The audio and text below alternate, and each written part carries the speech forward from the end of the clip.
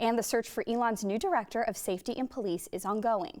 Here in the studio to talk about this process is Maria Ramirez, who sits on the committee. We should mention that Maria is an ELN contributor, but is serving on the board in a separate capacity. Maria, thank you for joining us. Thanks for having me. Yeah, so what's it like being the only student on the search committee? Yeah, I mean, it's a huge honor to be nominated to be on the committee, particularly as the only student. It was definitely a little nerve-wracking. I don't know a lot about police. I definitely don't know a lot about searches. It's been really interesting to be on this side of this process, particularly because as a senior, I'm applying to jobs myself. So I'm kind of looking at the way ELN proceeds with getting someone to fill this very important role.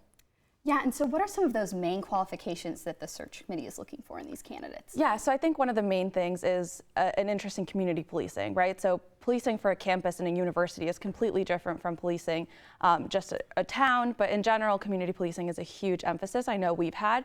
And then on top of that, Dennis Franks, who was the former chief, allowed the police department to become ICLEA certified, which is a really good, big honor. And so I know that's another factor, is someone who really knows about the certification process and will continue to have ELN be an accredited police department. Great. Has there been any discussion about open record laws with the candidates? I spoke with one candidate particularly about it.